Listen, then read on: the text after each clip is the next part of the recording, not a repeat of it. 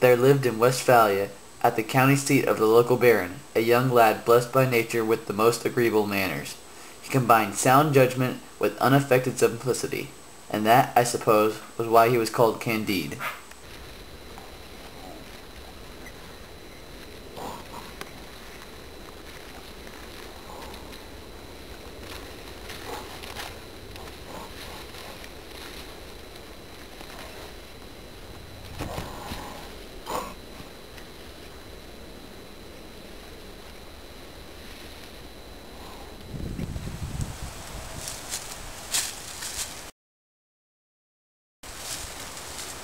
What's going on here? Oh crap, you're dead. No! Miss Candide has been kicked out of the Baron's castle for associating romantically with his excessively handsome daughter Cunigone. Driven out of this earthly paradise, Candide wandered a long time without knowing where he went. Sometimes he raised his eyes to heaven, and sometimes he cast a melancholy look towards the magnificent castle. He looks pretty good for the Bulgarian army. Let's get him. Hey, come have drinks with us. Even if you're broke, mankind were made to assist one another. That's something like Master Pangloss would say. Come with us. Stop! Candide is running from the army!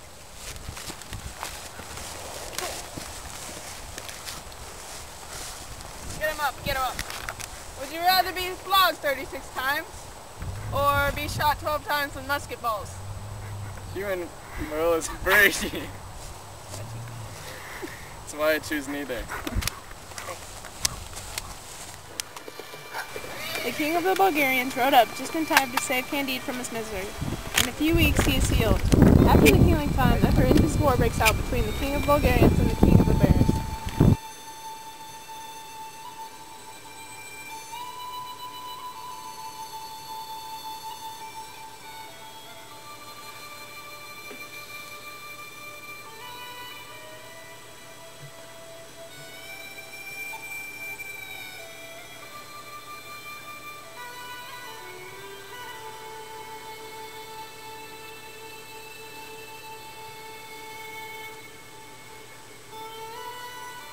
After passing thousands of dead bodies butchered from the war, Candide travels to Holland.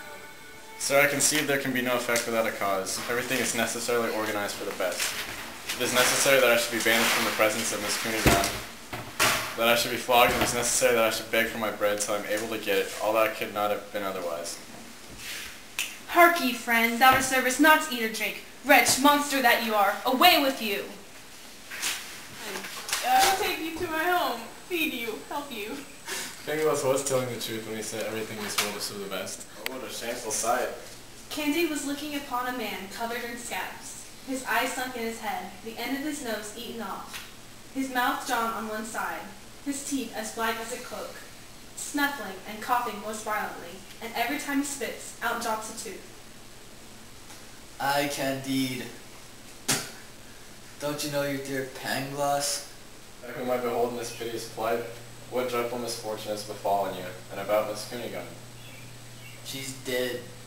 Her body cut open and ravished by Bulgarian soldiers. Her father's head smashed. Her mother cut into pieces. And what about yourself? What Disease from that wench, Packet. Syphilis? Aye, she contracted it from a man, who contracted it from a woman, who in turn got it from a man, who in turn got it from a woman, who actually got it from Christopher Columbus himself. I am a sick man, and I will give it to no one. Strange. Is the devil at the root of it? Aye, boy, it was a necessary ingredient in the best of worlds, for if Christopher Columbus had not contracted the deadly disease, then we would not have chocolate or scarlet dye. But you must be healed. Aye, but I have not a penny to my name. And so Candide flung himself at the Anabaptist, giving a striking picture of the miserable situation of his friend. Please help my Master Pangloss. And then the Anabaptist agreed to pay for Dr. Pangloss's treatment. Then, after 2 months, the Anabaptist, Candide, and Pangloss went to Lisbon about mercantile affairs. Along the ship ride there, the Anabaptist and Pangloss had a discussion. Basically, Dr. Pangloss was arguing that the more the individual suffers, the more society benefits. The Anabaptist says that the humans were originally innocent and good, but somewhere down the line, humans became corrupt.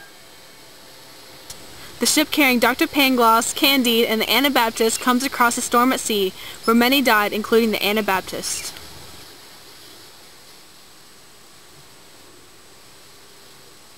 Upon Lisbon, Pangloss and Candide find that Lisbon is in ruin due to a massive earthquake, and is under the control of the Inquisition. Holy crap, our city's gone. The city's destroyed. This isn't good. Everything is for the best! Doesn't conform to the Inquisition ideas, he is hung as a heretic, and Candide is flogged for listening.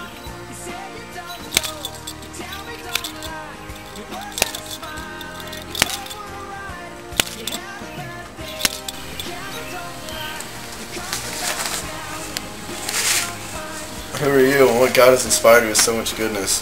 Come with me, and don't speak a word.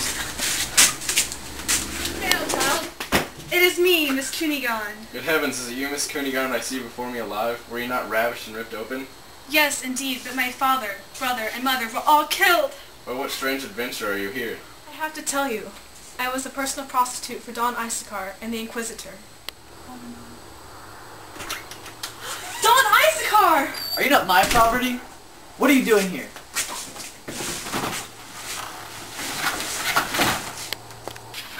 Oh my goodness, a man killed in my apartment? What am I gonna do? It's the Inquisitor! Are you cheating on me?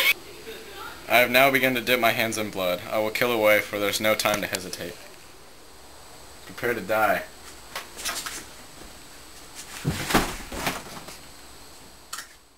Despite everything, Pangloss remains an optimist. An overjoyed Candide purchases their freedom, and he and his growing retinue go on to find Cunegonde and the old woman. Cunegonde has grown ugly since Candide last saw her, but he purchases her freedom anyway. He also buys the old woman's freedom and purchases a farm outside of Constantinople. He keeps his long-standing promise to marry Cunegonde, but only after being forced to send the Baron, who still cannot abide his sister marrying a commoner.